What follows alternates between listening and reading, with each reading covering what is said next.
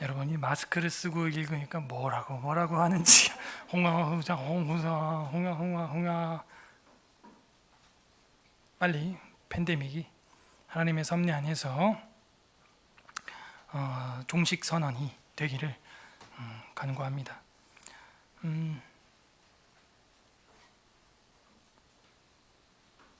우리가 오늘 오전에는 시편 2편을 통하여 복된 나라다라는 제목으로 하나님의 말씀을 선포했었습니다. 오후에는 계속해서 웨스트민스터 신앙고백서 강의 진행을 할 텐데요. 새로운 장으로 우리가 도입을 해서 국가 위정자에 관하여 1항과 2항을 배우는데 공직자는 무엇을 하는 사람인가라는 제목으로 하나님의 말씀을 선포하고자 합니다. 다 함께 따라하겠습니다. 공직자는 무엇을 하는 사람들인가? 공직자는 무엇을 하는 사람들인가? 오늘 오전에 웨스트민스터 신앙고백서 관련 항을 23장 3항을 봤어요. 오늘은 3항까지는 못 가고 2항까지만 갈 건데 사실은 3항까지 최소한 봐줘야 이해가 됩니다. 그래서 오늘 제가 23장 3항 같은 경우는 복습해서 쓰라 그랬어요. 여러분에게 그 시편 찬송가 맨 뒤에도 있지만 웨스트민스터 신앙고백서 강의 이 G.I. 윌리엄슨 책에는 빠져 있습니다. 23장 3항이 빠져서 어디로 갔는가? 23장 3항이 31장 1항 앞에 붙었습니다. 대외와 협의회 앞에 붙었어요. 결국에는 그 대외와 협의회를 위정자들이 관여하거나 막지 말고 대외와 협의회와 교회의 집회에 회방되지 않도록 소동이 없게 개최할 수 있도록 위정자들이 지키는 것, 종교적인 교회 집회나 회방이나 소동들이 없도록 개최할 수 있도록 하는 것이 위정자들의 의무인 것이다가 그 집회와 대회와 협의회 쪽으로 앞에가 붙었습니다. 그래서 이 23장 3항이 31장과 쿠션 역할을 하는 거죠. 즉 국가 위정자 항목하고 대외와 협의회 항목하고 연결해주는 브릿지 역할을 하는 게 23장 3항이라고 여겨졌기 때문에 23장 3항을 31장 머리와 23장 꼬리에 이렇게 붙여놓은 겁니다. 연결되게. 그래서 오늘 우리가 1, 2항을 하고 4항을 다음 주에 하면서 4항 3항으로 갑니다. 3항 4항이 아니라 4항 3항 하면서 31장으로 들어가게 될 거예요. 그래서 국가 위정자들이 세워진 목적에 대해서 확실하게 보여주고 있으니까요. 시기가 시기인 만큼 이거는 완전 달달달달 외우고 여러분의 그 교리로 신앙의 뼈대로 완전히 박아버리면 누가 뭐라고 해도 딱 부러진 소리를 교단 헌법적으로 뿐만이 아니라 대한민국 헌법적으로도 할 수 있는 기틀이 된다는 것이죠.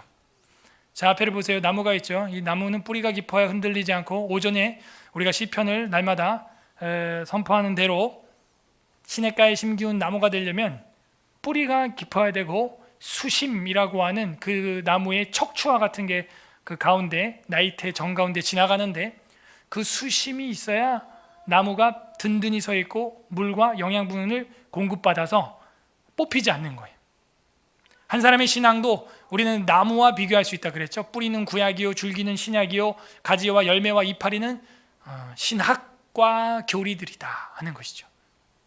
그 중에서 제일 척추와 같은 게 교리예요, 교리. 그래서 어떤 신앙인이 시냇가에 심기운 나무와 같이 뽑히지 않고 강건하게 서 있느냐? 구약과 신약과 신학과 교리가 아주 체계적으로 탄탄하게 나이테를 이루고 있는 나무, 그런 나무와 같은 사람, 그 사람은 복 있는 사람.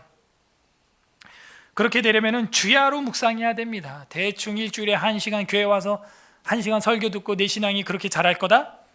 여러분, 나무에게 일주일에 1시간만 태양을 비춰줘 보세요. 나무에게 일주일에 1시간만 물을 줘 보세요. 죽어요. 병들어요.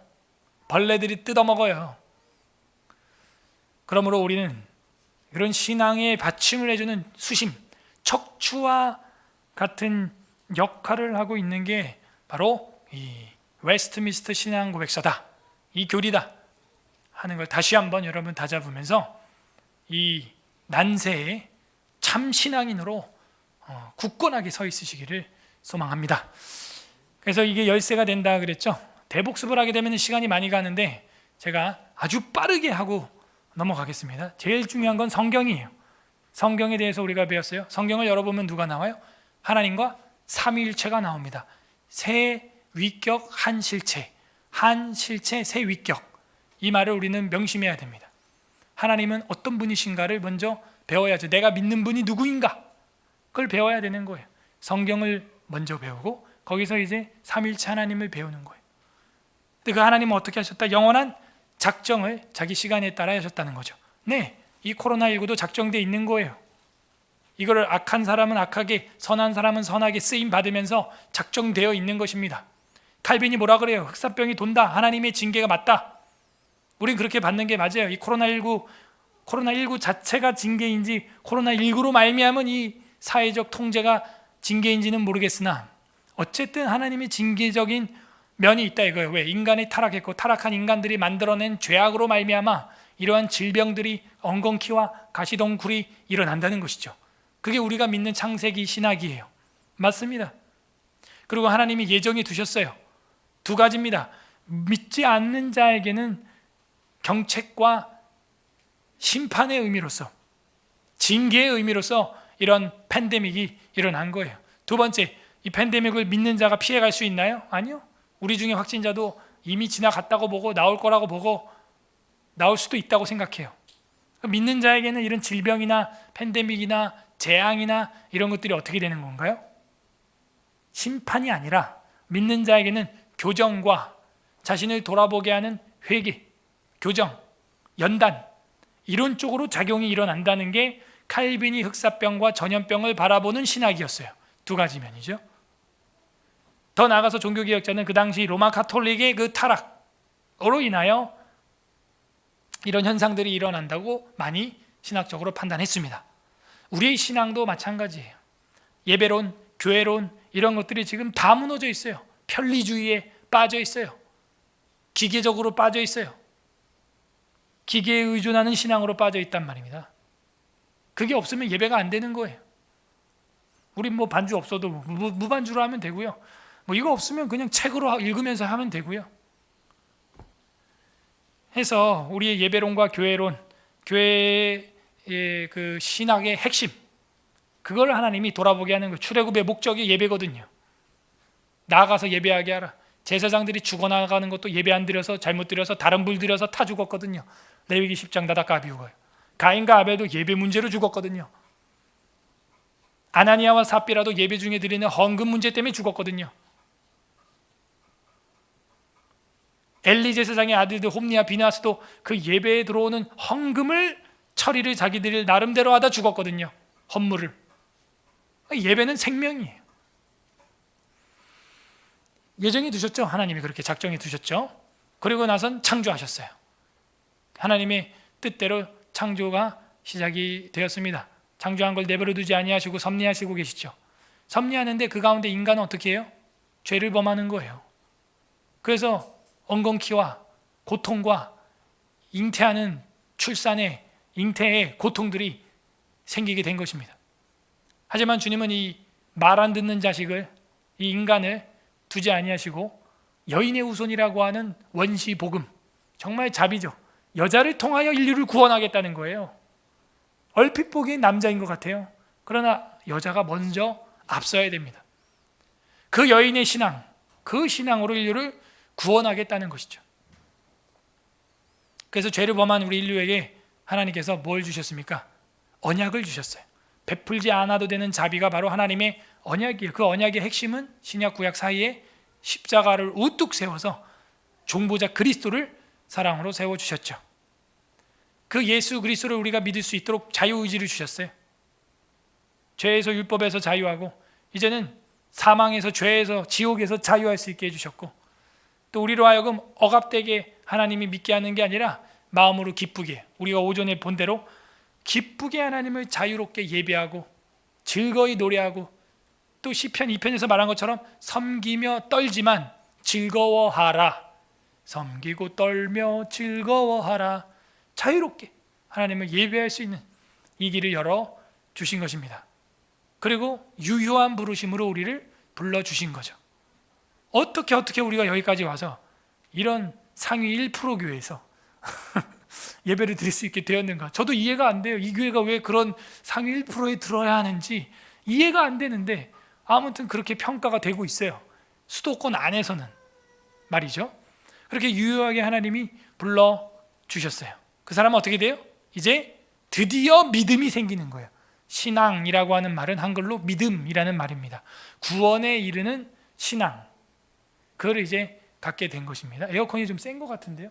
제가 세다고 느낄 정도면 밑에는 되게 추울 건데요. 그래서 구원에 이르는 신앙에 이르게 되고, 그 믿음, 이제 믿음이 우리 입문이죠. 믿음은 땡이 아니라 믿음은 시작이잖아요. 믿음이 어떻게 돼요? 생명에 이르는 회개를 하게 되는 것이죠. 그 생명에 이르는 회개를 한 사람은 하나님으로부터 이제 어떻게 돼요? 너는 됐어. 이제 너는 이제 신분적으로 내가 내 자녀라고 쳐줄게. 됐어. 칭의 쳐줄게. 칭의. 그 칭의된 사람은 이제 뭐가 되는 거예요? 하나님이 어떻게 해요? 입양이에요. 그래서 저랑 여러분이 유대인이 아닌데 입양됐죠. 그래서 우리도 할 수 있으면은 계속해서 종교개혁자들처럼 그 어머니 아버지 없이 고통당하는 우리 어린 아이들을 입양 선교 사역도 해야 돼요. 저번에 우리 양동호 목사님 모신 것처럼 9명 그렇게 입양을 해야 됩니다. 할 수 있으면 한 명이라도 후원이라도 해서 복음을 전해야 됩니다. 그 아이들에게. 우리가 입양자잖아요. 영적인 입양자. 그 사람은 이제 성화의 길을 걸어가게 됩니다. 하루에 1cm라도 변화가 일어나고 믿음이 자라나야 돼요. 믿음이 안 자라나면 그 사람은요, 믿음의 문제가 있는 거예요. 성화가 일어나지 않으면요, 거듭남의 문제가 있는 것입니다. 성화의 문제가 있는 게 아니에요. 거듭남의 문제가 있는 것이죠. 성화의 첫 번째는 뭘로 나타납니까? 선행이에요. 이런 팬데믹 시대에 어떻게 하면 이웃에게 선행을 행할 것인가? 그런데 사람들은 말장난해요. 교회당 문을 닫으면 그게 이웃사랑이래요. 교회당 문을 닫고 모니터 앞에 앉아서 누구를 구제했고 누구에게 복음을 전했는지 물어보면 아무것도 없어요. 제 동료들, 선배님들 대형교회 예배 인터넷 접속자 수를 보면요, 교인의 10%가 안 된대요. 교인의 10%가 안 된대요. 헌금은 말할 것도 없고요. 구차하게 목사 입에서 또 헌금 얘기 나오면 돈 얘기한다 그러니까 헌금 얘기는 하지도 않는데요, 목사님들이. 그러나 헌금이 여러분 보통 돈입니까? 그게 단지 이 시설 유지하는 돈이라고 생각하세요? 헌금은 원래 양을 잡아서 피를 제단해서 구약시대에 흘렸어야 되는데 예수님이 영원한 양이 돼서 피를 흘렸기 때문에 그거에 대한 우리의 감사의 발로예요. 그게 헌금이에요. offering, 희생제예요. 희생제. 그게 헌금이에요. 쓰다 남은 돈 땡그랑 드리는 게 아니고 과부의 2렙돈, 그 과부의 전 재산을 드렸느니라. 그래서 우리가 궤변론자들에게 속지 마세요. 이웃 사랑한다 물어봐요. 너 그래서 대구 가서 봉사활동 몇 시간 하고 왔냐? 그 노인네들 어르신들 뭐 격려해주고 과일이라도 하나 사주고 왔냐? 없어요. 말만 혀만 죽으면 입만 둥둥 뜰 것처럼. 진짜 그러지 마세요. 우리 교회는 또 한 번 합시다. 이번 복지팀 바자회 얼마가 나올지 모르겠지만 적게라도 하다못해 이 서울 안에서 쪽반총이나 아니면 이 아파트 위에라도 다시 한번 복음을 넣어서, 핵심은 복음이지 마스크가 아니에요. 복음을 넣어서, 영원한 생명의 말씀을 넣어서, 그러면 그 사람은 견인됩니다. 믿음을 참고 구원에 이를 때까지 어떤 핍박과 환난이 있어도 인내하면서 견인하는 거예요. 견인, 참는 것이죠. 그리고 구원의 확신에 이르게 돼요. 그러나 때론 구원을 받은 사람도 구원의 확신이 사라질 수 있습니다. 너무 걱정하지 마세요. 욥도 그랬으니까요. 그 구원의 확신 속에서 이제는 어떻게 해요? 하나님의 말씀을 제대로 도덕법, 사법법, 의식법, 보건법, 하나님의 말씀을 기준의 삶으로 바뀌는 거예요. 그리고 그 말씀으로 나라를 건국하고 그 말씀으로 사람들을 통치하고 그 말씀으로 세계를 복음화시키고 그렇게 살아갑니다. 그렇다고 그 말씀에 매어서 답답하고 딱딱하게 살아가는 게 아니라 그리스도 안에서 자유, 양심의 자유, 사망꾼의 올무에서, 사냥꾼의 올무에서 새같이 정말 자유하는 거예요. 자유. 이것만 봐도 우리가 예배드리는 것이 그냥 상식적이고 정상적이라는 것이 답이 나옵니다. 그렇게 자유한 사람이 방종하고 돌아다니느냐? 아니에요. 예배와 안식일, 하나님이 십계명에 왜 그 계명을 주셨고 그 계명이 우리에게 오늘날 무슨 의미가 있으며 예배를 드리는 건 언제 어떻게 드려야 되며 공적인 예배와 어떤 예배가 있고 하나님께 수납되는 예배는 무엇이며 어떤 순서가 예전으로 들어가야 하는지, 주의 날에 안식일엔 어떻게 보내야 되는지 다 들어있어요. 그렇게 우리가 자유하지만 우선순위를 대신관계, 대인관계, 대물관계 속에서 해나가야 구별된 성도, 거룩한 성도라고 하는 거예요. 그 성도는 하나님 앞에 맹세합니다. 서원을 합니다. 그리고 그 맹세와 서원대로 행합니다. 여러분은 세례 받을 때 다 맹세했어요. 서원했어요. 하나님 앞에 나는 죄인이고 예수는 내 구주입니다. 당의 치리에 순종하겠습니다. 성경 말씀 배우는데 열심히 하겠습니다. 그리고 학습 세례 문답 107개의 문항을 117개의 문항을 여러분이 시험 쳐서 거기다가 오케이 한 거예요. 주일은 어떻게 지내겠다, 어떻게 하겠다. 초대교회도 아침에는 성경 배우고 오후에는 교리 공부를 했다는 것이죠. 그리고 그 선서와 맹세를 하는 게 가장 드러나는 게 바로 결혼입니다. 부부간의 결혼을 그래서 예배의식으로 하는 것이 가장 합당한 맹세가 되는 것이죠. 결혼하게 되면은 그 부부가 결국에는 생육하고 번성하여 교회가 되는 거예요. 교회란 무엇인가? 우리 공부 다 했어요. 그래서 이 교회를 통하여서 하나님의 천국 기관이 작동이 되는 것이고 하나님의 정부가 확장되는 것입니다. 교회야말로 하나님 나라의 임시 정부가 되는 것이죠. 그래서 이 교회를 통하여서 결국에는 뭐가 일어나야 돼요? 성도의 교통, 교제가 일어나야 됩니다. 그래서 제가 늘 얘기 드리지만 인터넷으로 누구랑 교제했어요, 여러분이? 인터넷으로 누구랑 교제했어요? 예배 중에 교제가 돼요. 그리고 그 예배 시청하고 있는데 채팅방에 글 쓰면 그것도 예배 집중 안 한 거예요. 예배 중에 설교 듣다 딴짓한 거죠. 그게 어디 설교 듣다 거기다 김 집사님 반가워요 채팅창에 채팅을 남깁니까? 예배 회방죄, 예배 집중 안 한 죄, 다른 성도까지도 거기 또 예배 집중력을 흐트리는 죄. 교통이 안 되잖아요. 여기서 만나고 떡을 떼고 교통을 하고 교제를 하고 안부를 묻고 회의를 하고 소그룹 모임을 하고 이게 교회라고 말하고 있잖아요. 지금 사도신경에도 거룩한 성도의 교통 맨날 고백하면서 성찬이 돼야 되죠. 그래서 우리가 배웁니다. 이 교통하는 성도들은 구별되이 성례를 합니다. 표가 나요.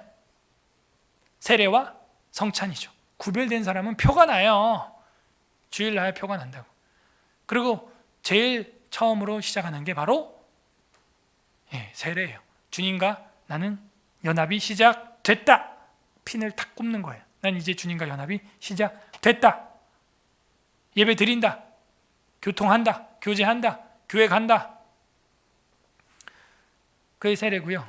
그 다음에 연속, 주님과의 연합의 연속을 확인하는 게 성찬이 되는 거예요. 주님의 살과 피를 지금도 나는 믿고 의지한다. 주님의 살과 피로 지금도 나는 살고 있다. 성찬하려면 뭐 TV 모니터 앞에서 됩니까? 물뿌림 세례가 됩니까? 다 안 되잖아요. 지금 걸리는 게 한두 개가 아니라고요. 되질 않는다고요. 그리고 나서 성찬을 하는데 이 공교회 앞에 좌로 우로 치우친 자를 직원이, 하늘 열쇠, 천국 열쇠를 받은 직원이 어떻게 하는 거예요? 권징, 교회의 권징. 교회는 최대한 권징은 최대한 비공개적으로 하고 개인이 가서 말하고 둘이 가서 말하고 안 들으면 교회 앞에 공개할 수밖에 없죠. 대체로 공개되는 권징은 십계명을 범했거나 끝까지 회개하지 않는 경우 공개해서 권징을 하는 우리 선배들의 모습을 볼 수가 있었다 하는 것입니다.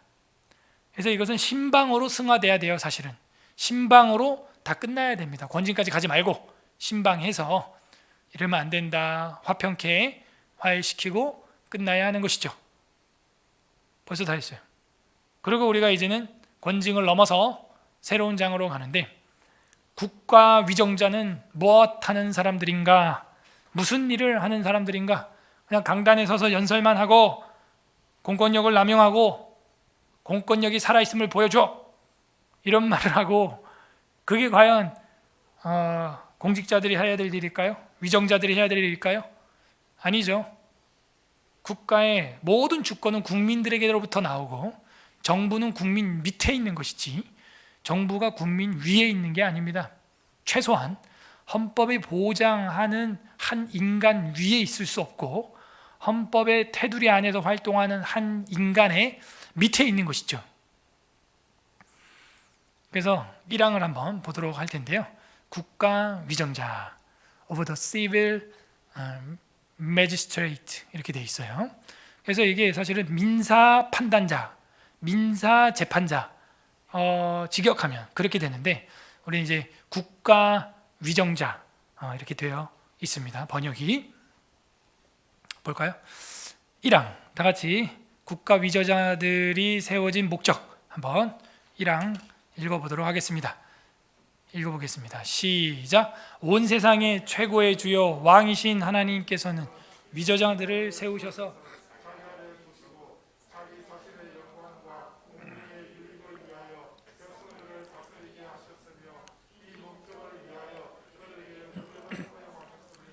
이는 선한 자들을 보호하고 격려하는 한편 악을 행하는 자들을 벌하기 위함이다. 자, 봅시다. 온 세상의 최고의 주요 왕이신 하나님, 이게 핵심입니다. 이게 주체예요. 온 세상의 최고의 주요 왕이신 하나님, 그러니까 여호와 하나님을 세상의 최고의 주고 왕이고 하나밖에 없는 하나님으로 믿는 게 전제돼야 됩니다. 그 하나님께서 위정자를 세웠다는 거예요.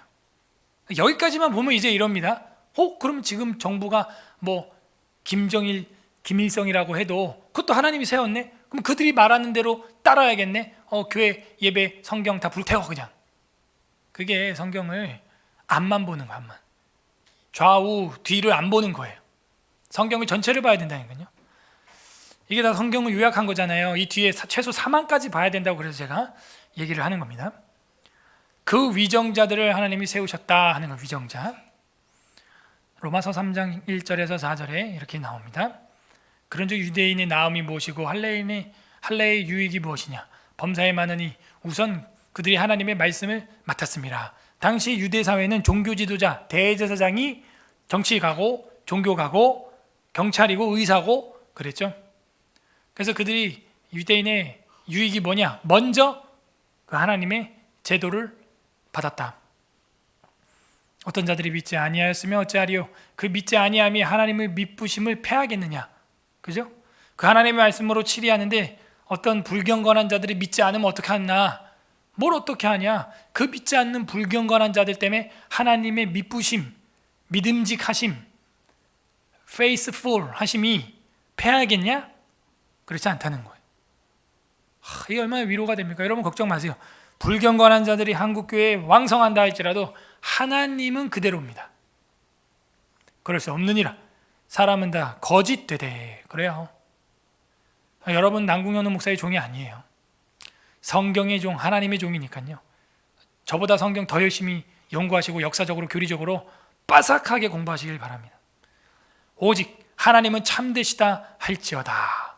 그래, 사람은 그런데 거짓된데 하나님은 미쁘시다 참되시다 말해라. 기록된 바 주께서 주의 말씀에 의롭다 함을 얻으시고 판단받으실 때 이기려 하심이라 함과 같으니라. 하나님은 이기신다. 결국엔 마지막에 가서 공의롭고 정의로운 하나님이 판단해 줄 거야. 사람들은 거짓됐어. 믿을 만하지가 않아. 그러니까 그런 거 가지고 낙심하지 마라. 그러니까 이 위정자들이 그럴 수 있어요.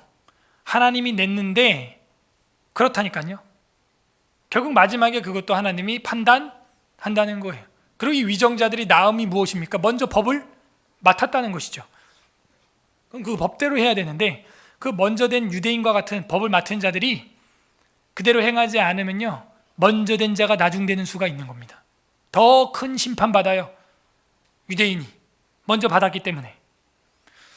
그 위정자는 두려움과 떨림으로 법을 만지는 입장에서 굉장히 조심해야 되는 거죠. 하나님께서는 그 위정자들을 세우셔서 자기 아래에 두셨습니다. 그 위정자들이 이 하나님의 말씀 위에 있는 게 아니에요. 아래에 있어요. 아래에 두시고 자기 자신의 영광을 위해서라는, 국가 위정자는 하나님의 영광을 위해서 하나님을 왕으로 믿으면서 조심스럽게 통치해 나가야 되는구나, 하나님 자신의 영광을 나타내는 쪽으로 민사 판단을 해야 하는 것이죠. 사도행전 12장 23절 합독해 볼까요? 시작. 헤롯이 영광을 하나님께 돌리지 아니하므로. 말씀대로라면 헤롯도 하나님이 낸 거죠. 그런데 이놈이 뭔가 잘하는 듯 하다가 교만해진 거예요. 나 말 잘하지. 헤롯이 영광을 하나님께 돌리지 아니하고 자기 연설한 것이 자기가 잘난 줄 알고 까불다가 벌레 먹어 죽으니라. 벌레 먹어 죽으니라. 요나의 박농쿨도 아닌데 벌레 먹어 죽었어. 사람이 기생충이 들어간 것 같아요. 뇌에, 배에 들어갔든 뇌에 들어갔든 기생충이 들어간 거예요. 벌레 먹어 죽으니라. 그러므로 우리는 위정자, 왕, 헤롯이 왕이잖아요. 영광을 위하여, 하나님의 영광을 위하여, 하나님께 영광을 돌리기 위하여 매사에 결정을 해야 돼요. 우리 주변에 일어나는 일들을 여러분은 그런 렌즈로 투과해 봐야 돼요. 이게 과연 하나님의 영광을 위한 일일까? 장구적으로 볼 때 이게 과연 하나님의 영광일까? 자신의 영광과 공공의 유익, 두 가지죠. 이걸 놓치지 마세요. 먼저는 하나님께 영광이 돼야 되고, 둘째는 사람에게 유익해야지. 근데 유물론자들은 뭐예요? 그냥 무조건 이웃, 사람이 먼저다. 사람. 하나님은 없어요. 사람. 그 성경적이지 않아요. 사람 중요한데 사람보다 하나님이 우선됩니다. 그걸 알아야 돼요. 그 우선순위가 세팅이 안 돼 있으면 엉뚱한 소리 하는 것입니다. 하나님의 영광이 먼저고요, 그 다음에 공공의 유익이에요. 근데 지금 세상에 기독교인이라고 하는 사람들도 뭐라 그러냐? 이웃을 사랑하지 않으면서 어떻게 하나님을 사랑한다고 하냐? 이웃을 사랑해야지 하면서 그쪽으로 또 치우쳐. 하나님께 드려지는 건 없어요. 고르반, 하나님께 드려졌으니 부모에게 안 해도 된다. 그러면 반대로 부모에게 하니까 하나님한테는 안 해도 되는 거예요? 그런 논리가 어디 있습니까, 세상에? 너희는 먼저 그 나라와 그 의를 구하라. 그리하면 이 모든 것을 너에게 더하시리라. 마태복음 6장 33절은 그러면 뭐예요? 먼저 할 게 있잖아요. 먼저. 다 중요한데 더 중요한 거, 다 무서운데 더 무서운 걸 무서워해야죠. 하나님이 더 무서운 거예요. 공공의 유익을 위하여 하라. 시편 72편 1에서 2절입니다. 합독해 볼게요. 시작. 하나님이여 주의 판단력을 왕에게 주시고 주의 공의를 왕의 아들에게 주소서. 그가 주의 백성을 공의로 재판하며 주의 가난한 자를 정의로 재판하리이다. 판단력을 왕에게 주세요, 하나님. 그래서 공의와 정의로 백성들을 다스릴 수 있게 해주세요. 이 말은 뭐예요? 먼저 하나님과 지도자는 친밀한 교제가, 결탁이 일어나야 돼요. 그래서 율법에 의하면 왕은 늘 율법을 등사하라고 그랬어요. 복사하라 그랬어요. 그래야 하나님의 정치가 이루어져요. 남궁현우의 정치, 누구누구 대통령의 정치가 아니라 하나님의 정치가 그래야 이루어진다고요. 그게 공공의 유익을 위한 정치라는 것입니다. 국가 위정자들이 세워진 목적이 이거라고요. 하나님을 최고의 주고 왕으로, 그리고 자기는 그 아래, 성경 아래 있고 하나님의 영광을 드러내면서 사람들을 유익하게 해야지요. 이 모든 거를 다 성사시켜야죠. 하나라도 빗나가면 안 되죠. 바뀌어도 안 되죠. 순서가 거꾸로 돼도 안 됩니다. 공공의 유익을 위하여 백성들을 다스리게 하셨으며 이 목적을 위하여 그들에게 무력을 허용한 거죠. 그 목적 때문에 공권력을 준 거죠. 자, 그나마도 이거는 왕권 시대 이야기죠. 지금 칼빈 시대는 황제 폐하 시대예요. 존 칼빈 때는. 지금은 모든 주권이 왕에게 있습니까? 누구에게 있습니까? 국민에게 있다고 우리 배웠죠. 우리 스승님한테 그렇게 배웠잖아요. 모든 주권은 우리 국민에게 때문에요. 국민이 하는 말, 국민이 하는 이 종교 행위가 무력 충돌이 없이 될 수 있도록 하는 게 위정자들이 있는 이유고 의무라 그러잖아요. 그렇게 해야죠. 시골의 70%, 대한민국 대한예수장로회 합동 측 70% 교회가 50명 미만이고 방송시설이 없는데 이거 설치해줘야죠. 다. 그나마라도 그 방송 시청하게 하려면. 저는 뭐 마땅치 않지만 그러면서 뭔가 해주면서 해야죠. 와서 방역 소독 한 번도 안 해주고 우리가 일일이 다 하고 있는데 마스크 제공도 좀 이렇게 해주면서 여기는 선행도 구제도 많이 하는 교회인데 사람들이 일주일에 비록 1시간 모이지만 혹시나 하여 저희가 영등포구청에서 마스크를 좀 준비해 왔는데 혹시 승인이 될지요. 그럼 우리가 이거 형광물질이 들어가서 안 쓴다 뭐 한다든지 면으로 가져오너라 우리 아이들의 건강을 위하여 지금 전부 폴리프로필렌의 코에 24시간 받고 있으니 호르몬 질병과 갑상선 질병과 생식기 호르몬 질병이 분명히 왕성해질 것이 볼보듯 뻔하다. 이러면 또 그렇군요. 몰랐습니다. 저희가 몰랐습니다. 그러면 또 구청에서 연구해서 이제 형광물질 안 들어가고 폴리프로필렌 안 들어간 그 좋은 마스크를 어디선가 구해오고 그러라고 우리 세금으로 공무원들 월급을 주고 있고 열심히 일하라고 말이죠.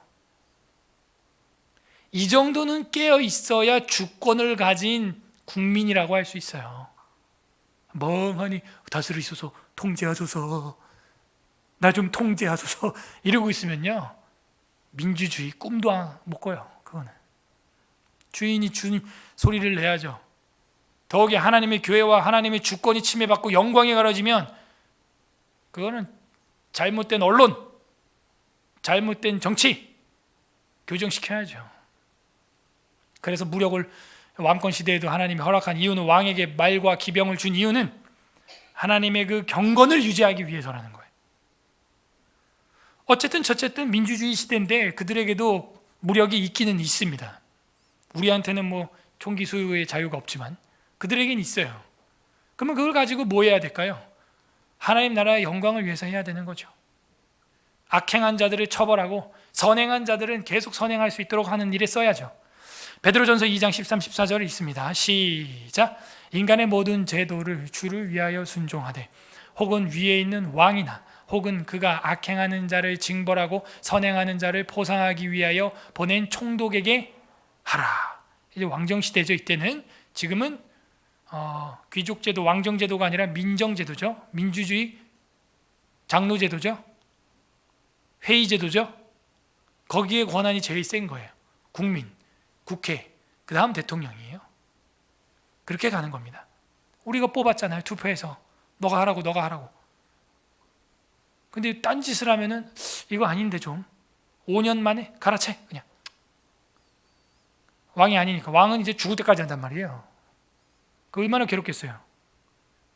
그래서 이 회중 정치가 얼마나 백성들로 하여금 숨쉬게 하는지 참 다행이고 종교개혁자들이 정말 성경적으로 장로제도를 잘 채택한 거예요. 70인 장로 혹은 그가 악행하는 자나 선행하는 자 징벌도 하고 포상을 위하여. 근데 이상하게 우린 포상이 안 이루어져. 어떻게 교회를 잡아대는데 엊그제는요 뭐 또 공문이 와서 뜯어보니까 영등포구청 장학회 돈 좀 내주세요 이래. 이건 또 뭐지? 와서 쥐잡듯이 자꾸 모이지 말라 그러면서 돈은 내달라. 장학회, 장학단체 기부금 좀 내달라. 공문이 왔어요. 똑같은 기관에서. 조금 괘씸해 보이더라고요. 그럼 공문 딱 보니까 제가 포상은 우리 뭐 포상 바라고 한 것도 아니지만 교회가 선행을 하고 방역에 힘쓰고 포상은커녕 소독약 한 통도 지원 안 해주잖아요. 지금 뭐 하는 거예요? 안타까워요. 길에 눈이 와도 염화칼슘도 뿌려주겠다. 지금 이런 상황에서 왜 한번 그 소독을 안 해줘요? 지원을 재정적으로라도. 앞으로 우리가 그런 선행을 위하여 이렇게 모이는 선교 단체 아닙니까? 비영리 단체잖아요. 그러라고 정부를 제도를 하나님이 세워놓은 거예요. 악행하는 자는 징벌하고 선행하는 자는 포상이 주란 말이에요. 포상이 없어요, 우리나라는. 근데 포상이 안타까워요. 세금으로 그냥 다 똑같이 나눠주는 건 있는데 열심히 사회를 빛내고 아름답게 하고 보이지 않는 곳에서 고아와 객과 과부와 입양을 하고 막 이런 목사님들 포상을 안 해줘요. 맨날 애 많이 낳으라 그러면서 그렇게 12명, 13명 키우는 왜 명곡교회 목사님한테는 왜 표창을 안 해줘? 대한민국 대통령이 대통령 표창 뭐 이런 거 해가지고 그대는 정말 부모님 없이 그런 애들이 부모 없이 뒷골목에서 크면 조두순 되는 거예요. 다음 달 출소한대. 안산 각오해. 아무튼 나와요, 조두순. 그렇게 가정이 어려운 데 애들이 방치되어 있으면 커서 사회에 그렇게 부메랑으로 우리한테 돌아온단 말이에요. 그러니까 고아와 객과 과부를 종교개혁자들이나 지금 우리가 그렇게 선교하려고 하는 명곡교회 목사님이나 입양까지 해가면서 힘들지만 병치료해 가면서 그렇게 하잖아요. 자기 골병 들었는데. 왜 이런 사람들은 포상을 안 해주냐고요. 해줘도 막 더 좋게 해줘야지. 집도 막 큰 집 주고 나라에서 그냥 말로만 애 3명만 낳으면 막 길에서 애국자 이러지 말고 진짜 애국자한테 국가에서 뭔가 훈장을 주란 말이에요. 애국자한테 말만 애국자 하지 말고. 지금 올해 또 역대급 최저 출산율 나왔어요. 우리나라가 역대 정부 중 최고 저출산. 지금 미래가 없어요. 이 나라는 이제 끝났습니다. 대한예수교 장로회 총회 80%의 교회에 주일학교 자체가 없어요. 그냥 우리 교회는 진짜 희귀한 교회죠. 애들이 그냥 바글바글 버글버글 하는 거죠. 그러니까 지난주 취재 나온 SBS 기자가 취재나 할 것이지 쓸데없는 질문이나 하고 여기는 왜 이렇게 아이들이 많습니까? 뭐 그걸 왜 물어? 애 많은 걸 왜? 니네가 나라에서 낳았다 왜? 나라에서 나라며 낳았다 왜? 그런 것 좀 취재해라. 그러면 이 교회는 정말 나라와 민족을 위하여 하나님 계명에 순종해서 힘들지만 아이들을 목숨 걸고 엄마들이 이렇게 난다. 눈물 나게 난다 진짜. 이런 건 취재도 안 하는 것들이 기자라고. 그래서 이 선행하는 자에게 포상하기 위하여 위정자를 만들었는데 무력도 줬는데 엉뚱한 데 좀 사용되고 있지 않는가. 우리는 늘 견제하는 자세를 가져야 됩니다. 이는 선한 자들을 보호하고 격려하는 한편 이게 없단 말이에요. 보호하고 격려하는. 한국 사회의 사회복지 70%가 교회가 하고 있어요. 이게 없잖아요. 이게 선한 자들을 보호하고 격려하고 치하해주고 박수 쳐주고 이러면 더 신나서 봉사하고 나누고 할 거 아닙니까? 그렇다고 우리가 뭐 자화자찬 안 하잖아요. 오른손이 한 거 왼손이 모르게 해야 되니까. 국가는 근데 그런 거 하라고 위정자 만들어놨다 그러잖아요. 지금 선한 자들을 보호하고 격려하고 말이야 높여주고 박수 쳐주고 해야 되는데 이거는 힘을 모아줘도 지금 할까 말까 하는데 막 서로 물고 뜯고 그냥 찢어놓고 있으니 속이 안 타요. 한편 악을 행하는 자들을 벌하기 위함이다. 악은 누굴까요? 이거 반대하는 자죠. 하나님을 최고의 주로 왕으로 믿지 않는 자, 하나님의 영광을 드러내려고 하는데 하나님 영광의 예배를 드리려고 하는데 영광을 돌리려고 하는데 못 돌리게 하는 자, 그거죠. 뭐 교회 모여서 구제하고 헌금해서 그 구호품들 더 나누려고 하는데 공공의 유익을 힘을 합치지 못하게 하는 것, 그게 악이죠. 뭐 고아와 객과 과부를 선대하는 게 경건이라고 하지 않았어요? 에베소서에. 그거 못하게 하는 게 악이에요. 불경건입니다. 참 경건은 환난 중에 고아와 객과 과부를 돌보며 세속에 물들이지 아니하는 것. 세속에 물들지 않으려고 이렇게 하는 거예요. 우리가. 그게 경건이에요. 그게 위정자를 세운 목적입니다. 오늘 마지막 2항 그리스도인의 공직의 문제. 우리 그리스도인들이 공직을 할 때 혹은 공직자를 바라볼 때 어떻게 해야 되는가 또 쓰고 있습니다. 합독하겠습니다. 시작. 그리스도인들이 공직자로 임명될 때 공직을 맡아 수행하는 것은 적법하다. 그 직분에 종사함.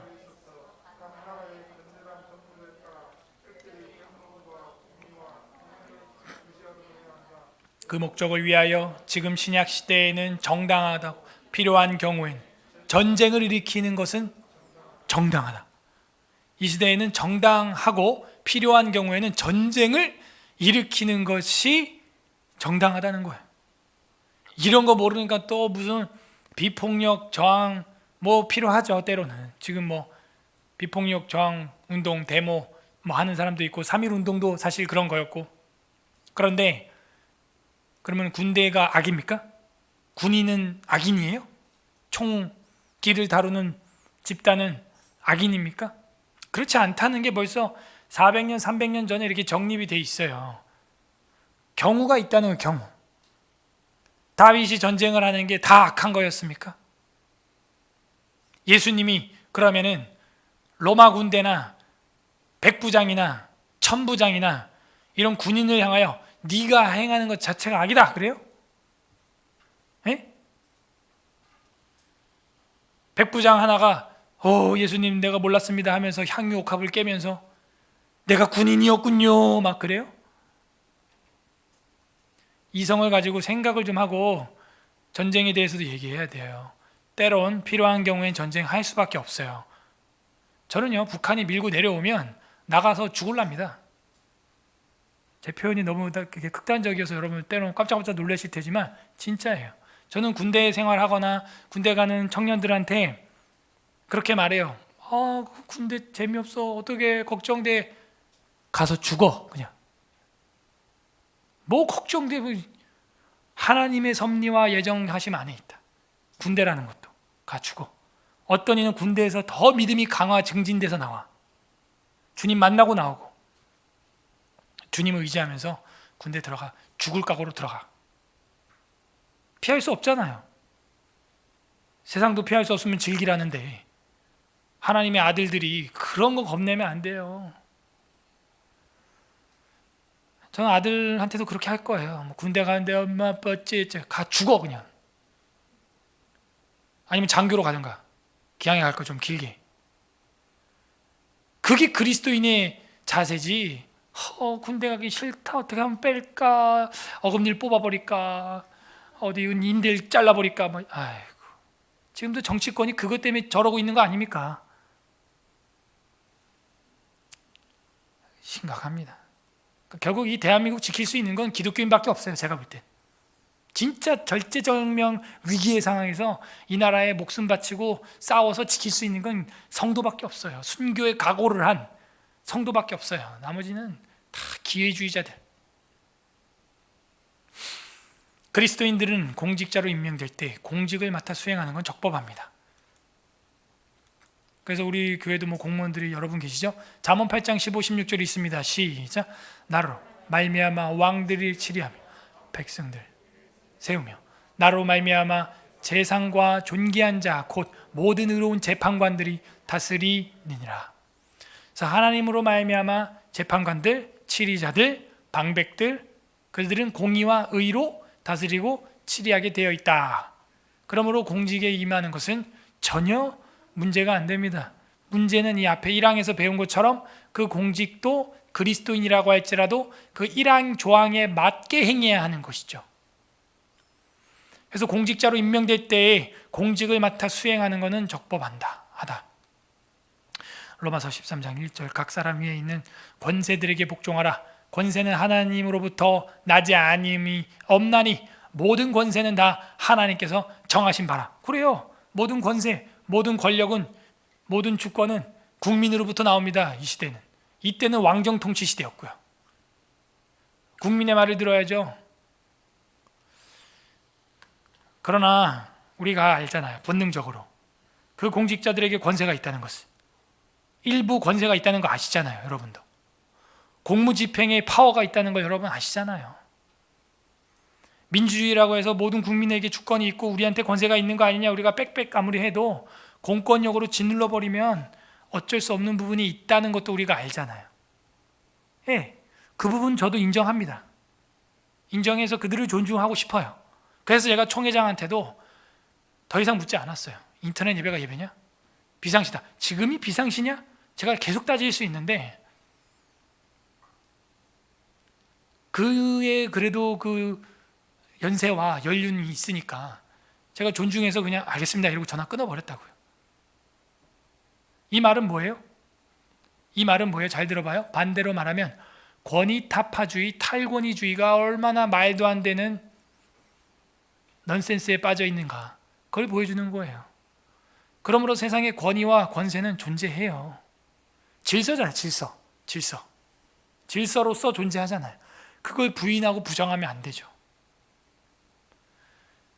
그런 교회를 향하여 근데 우린 다 같은 만인 제사장이다, 니나 내나 목사나 나나 뭐 다 예수 믿고 구원받았지 뭐가 달라, 이래 버리면요 전문 신학인의 손길이 그에게 케어가 될 수가 없어요. 인정해야 된단 말이에요. 정치하는 사람들은 정치에 타고났고, 의사는 의학술에 타고났고, 목회자는 신앙에 타고났고, 그 전문 분야를 우리가 그 권위를 인정해 줘야 한다는 거죠. 어쨌든 여러 가지로 우리가 생각해 볼 수 있습니다. 공직자에 있는 권위, 그리고 그를 실행하는 것은 적법. 로마서 13장 3절 4절, 특히 이 로마서 13장 전체가 그런 이야기를 하고 있어요. 3절 여러분이 읽어보세요. 시작. 다스리는 자들은 선한 일에 대하여 두려움이 되지 않고 악한 일에 대하여 되나니 내가 권세를 두려워하지 아니하려느냐. 선을 행하라. 그리하면 그에게 칭찬을, 권세를 두려워하라는 거예요. 그는 하나님의 사역자가 되어 내게 선을 베푸는 자니라. 그죠? 공직자는, 왕은, 권위자는 하나님의 사역자가 돼야 됩니다. 그러나 내가 악을 행하거든 두려워하라. 그가 공연히 칼을 가진 게 아니다, 무력을 가지고 있다 이거죠. 오늘날도 경찰과 검찰에게 무력의 힘이 있잖아요. 기소할 수 있잖아요. 그거 겁내는 거 아니에요. 그래서 경찰서 가는 거. 경찰이 도로에서 잡기만 해도 가슴이 철렁하잖아요. 왜? 칼을 가지고 있으니까요. 아무리 민주주의 사회지만 그 공직에게 권세와 권력이 있다는 것을 우리는 본능적으로 알고 있습니다. 그러므로 탈권위주의, 권위타파주의, 질서 파괴주의 이런 거 우리가 절대 지지할 수 없어요. 가정의 질서, 학교의 질서, 교회의 질서, 위아래의 질서, 이런 거를 우리가 깨트릴 수 없습니다. 지켜나가야 돼요. 내 부모를 공경하라.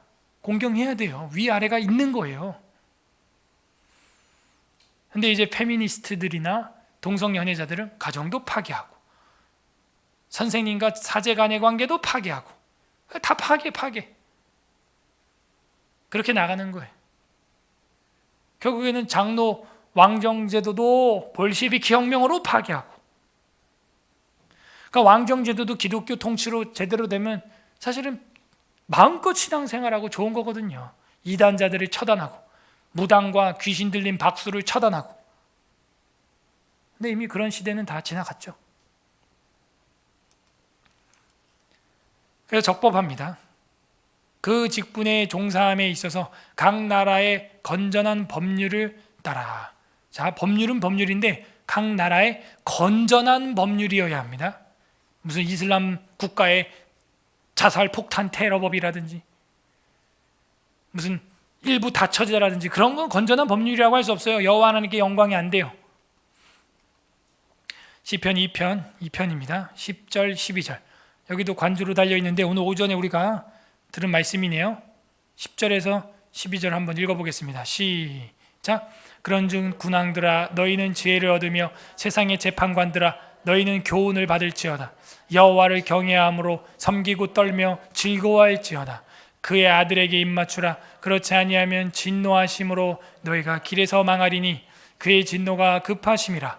여호와께 피하는 모든 사람은 다 복이 있도다. 복 있는 사람은 인클루지오예요. 복 있는 사람은. 군왕들아 너희가 지혜 없잖아. 지혜 얻어라. 재판관들아 교훈 얻어라. 그 아들 예수 메시아에게 입맞춰라. 그리고 주님께 피해라. 그 사람이 복이 있는 사람이다. 그래서 세상 군왕들이 가지고 있는 그 법률이 과연 건전한가 하나님의 말씀에 비춰봐야 한다는 거예요. 지혜를 배우라는 거예요. 그래서 나오는 게 시편 다음에 잠언이 나오는 겁니다. 그 지혜의 왕의 스토리, 솔로몬의 지혜, 르무엘의 왕의 어머니의 지혜, 그 지혜 이야기가 주옥같이 들어있는 거예요. 아셨죠? 욥기, 고난받는 자의 이야기, 그가 이제는 복을 구하는 시편의 이야기, 그 복을 받고 건전하게 신앙생활하는 자, 지혜의 하나님, 지혜시, 제왕시를 부르는 자, 그 지혜의 왕의 이야기, 잠언, 그리고 그 사람의 인생의 끝의 이야기, 전도서. 그래서 건전한 법률 따라라. 그리고 경건과 공의와 평화를 유지하도록. 제일 먼저 나온 게 평화가 아니에요. 복원이 아니에요. 공의가 아니에요. 제일 먼저 이 공직자들이 이런 공직을 수행하고 건전한 법률을 따라 행해야 될 게 특별히 여기 써 있죠. 특별히 뭐예요? 경건이란 말이에요. 경건. godliness. 주님을 닮을 수 있게, 하나님을 닮을 수 있게.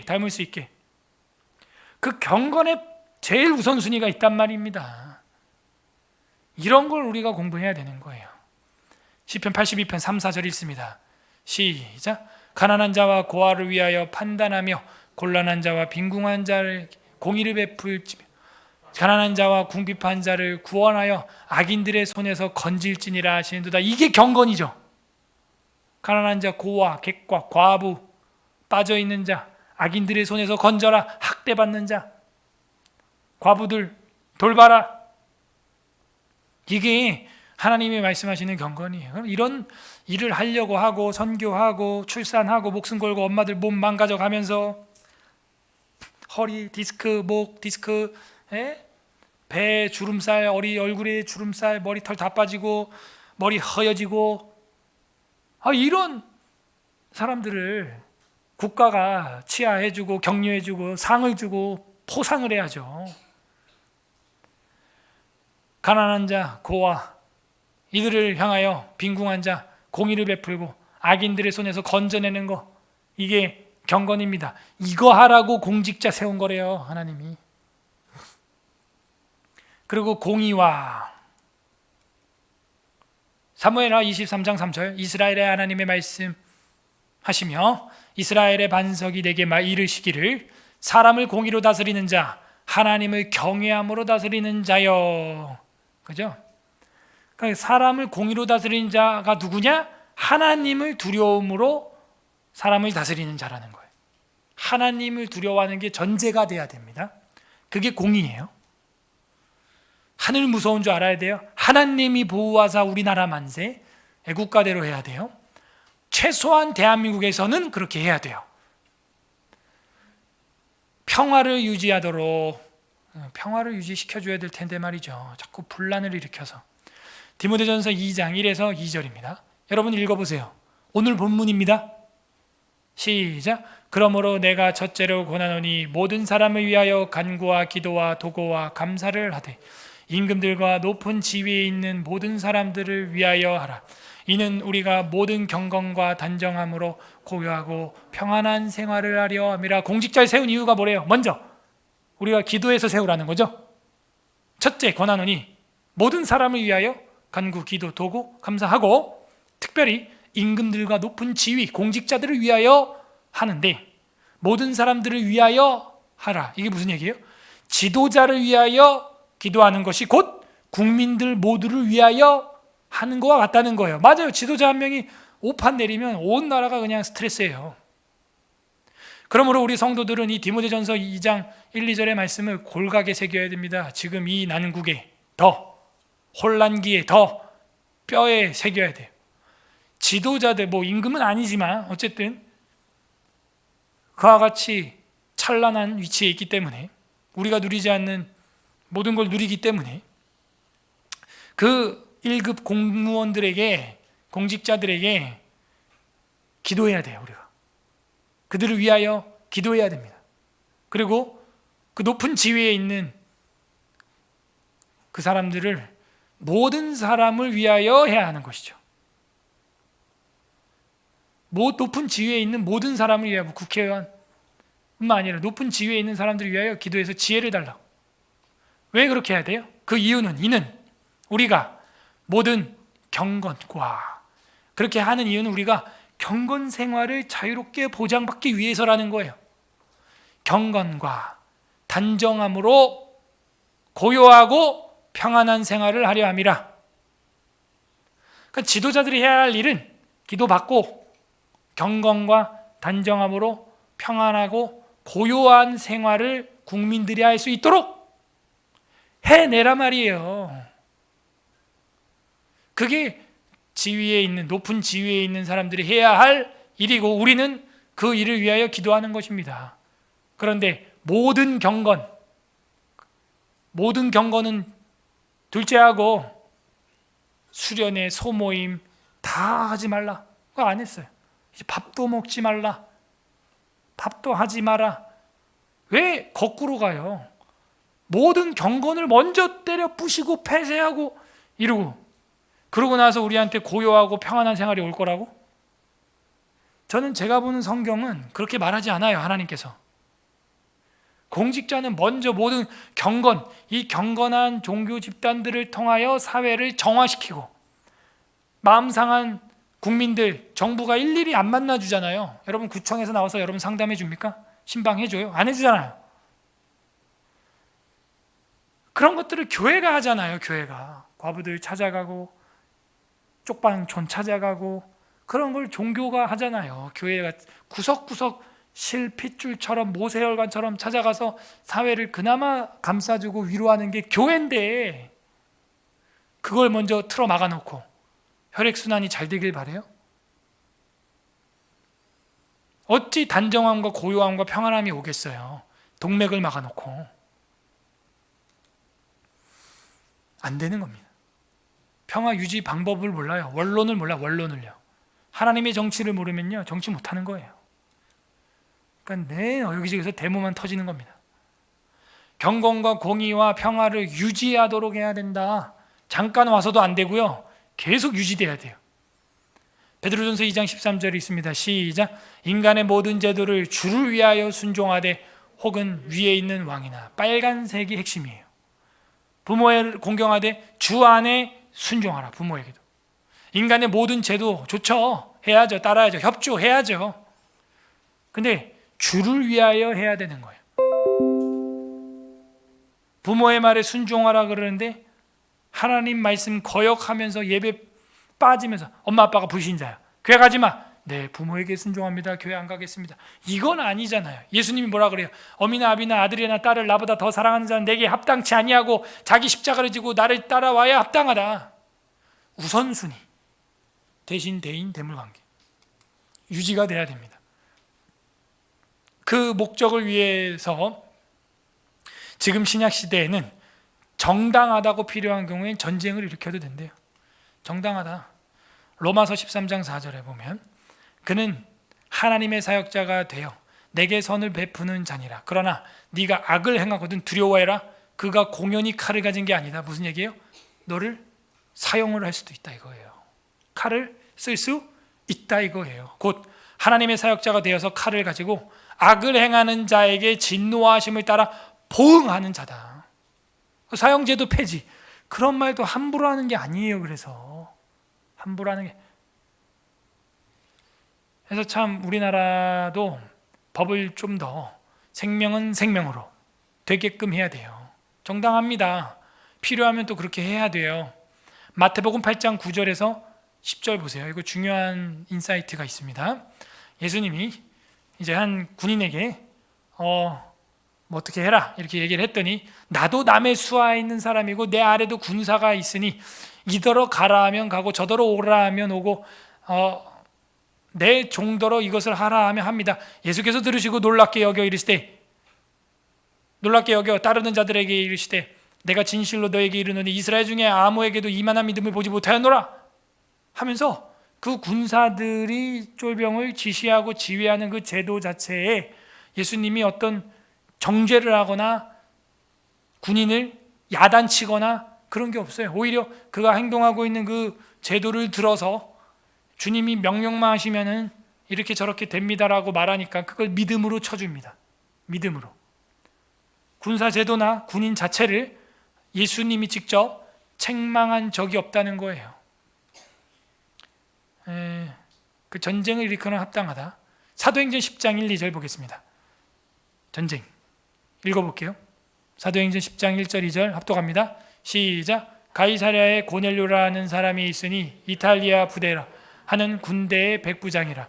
그가 경건하여 온 집안과 더불어 하나님을 경외하며 백성을 많이 구제하고 하나님께 항상 기도하더니, 봐봐요, 군대 백부장, 로마 군대 백부장인데 경건하대요.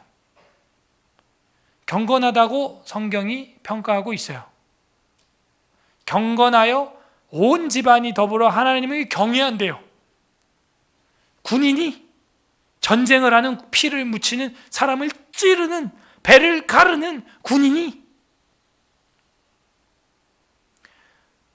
백성을 많이 구제하고 하나님께 항상 기도한대요. 그러니까 이런 걸 보고 무전쟁주의를 하든지 뭐 그런 의견을 내요. 비성경적인 이야기예요. 저는 북쪽이 내려오면 그냥 나갑니다. 뭐 애들, 뭐 집사람, 처자식은 뭐 하나님이 알아서 하실 거고, 나가서 지켜야 될 거 아니에요. 총알바지 해야 될 거 아니에요. 그게 우리 성도의 자세예요. 뒤로는 구제하고 경건하고 열심히 믿음 배우고 기도하고 하나님을 항상 경외하고. 뭐가 문제가 있어요? 뭐가? 그렇게 낙동강 전선을 지켜내서 6.25 때 우리나라가 지금 방어가 된 거 아닙니까? 예? 뭐 논란이 많았잖아요. 그래서 백선엽 장군이 그 전쟁의 승리자인데, 뭐 친일이다 아니다 뭐 말이 많잖아요. 아무튼 그 전쟁이 그만큼 중요하다는 거예요. 낙동강 전선 전쟁 방어했다는 것 자체가. 그거 없었으면 오늘날 저랑 여러분 여기 다 김일성, 김정은 사진 걸어놓고 주체사상 공부하고 있어야지. 이거 꿈도 못 꿔요. 애들 기저귀 채워가지고 그 김일성 경기장에서 그 카드 쇼하는 거 4시간, 5시간씩 화장실도 못 가고 팬티 기저귀에 오줌 싸가면서 그거 귀빈들 올 때마다 그 카드 쇼 그거 하고 있어야 돼, 우리 애들이. 그 애들이 어떻게 거기 4시간, 5시간 앉아있겠어요? 그 기저귀 차고 앉아있는 거예요. 다 거기서 똥 싸고 오줌 싸고 뭉개 가면서. 제정신입니까? 예배도 1시간 막 길다고 막 비비 꼬고 난리도 아닌데. 인권 얘기를 하려면 북한을 보고 인권을 얘기해야 돼요, 진짜. 그래서 이 군인 자체, 군대 자체가 악이 아니라는 걸 웨스트민스터 신앙고백서를 공부하면 역시 우리가 알 수 있다. 계시록에도 보면요, 결국 우리 주님이 전쟁을 일으켜요. 영적 전쟁이죠. 그리고 그 전쟁을 일으키는 아마겟돈 전쟁에서 그들을 멸해버리십니다. 싸워야 되는 거예요. 요한계시록 17장 14절, 그들이 어린 양과 더불어 싸우려니와 어린 양은 만주의 주시오 만왕의 왕이심으로 그들을 이기실 터이요, 빅토리, 승리한다는 거예요. 또 그와 함께 있는 자들, 그게 저와 여러분이 돼야 돼요. 곧 부르심을 받고 택하심을 받은 택자들, 예정된 자들은, 진실한 자들도 이기리로다.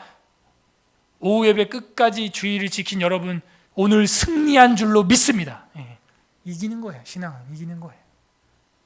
제가 볼 때 감리교는 오히려 이길 것 같아요. 그들이 신학적으로 예정론 안 믿고 알미니안주의지만 제가 볼 땐 예배학적으로는 이길 겁니다. 빨리 우리 교단도 이 영적 전쟁에서 선전포고를 해야 돼요.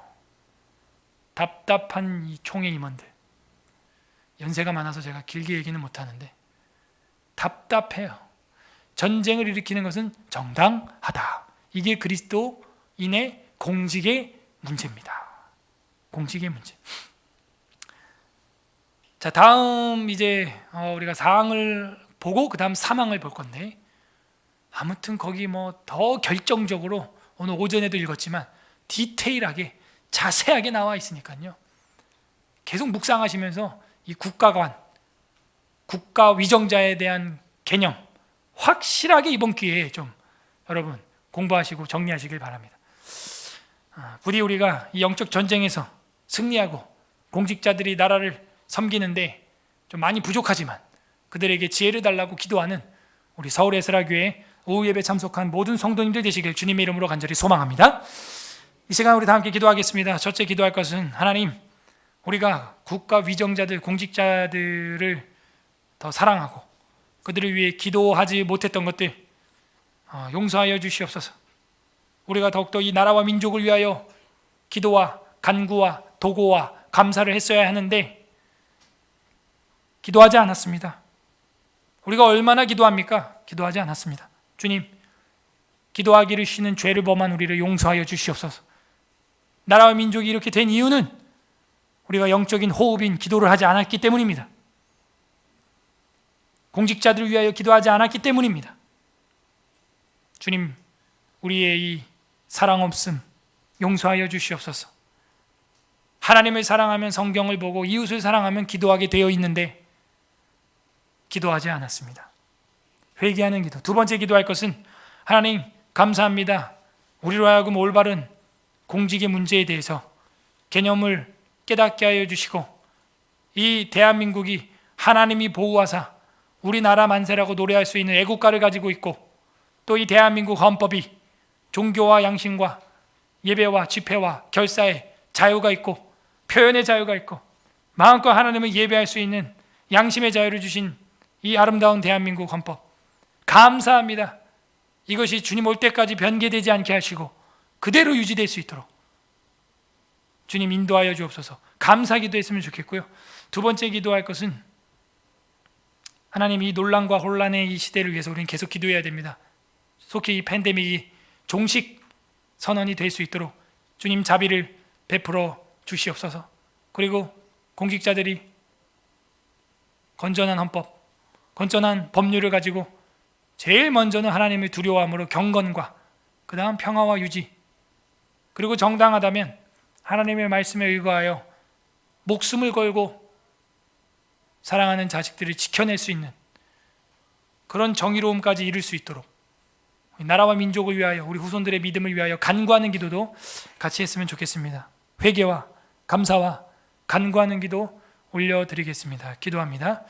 하나님 아버지, 우리가 나라와 민족을 위하여 기도하지 못했습니다. 공직자들을 사랑하지 못했습니다. 아버지, 우리가 뽑아놓고 그들을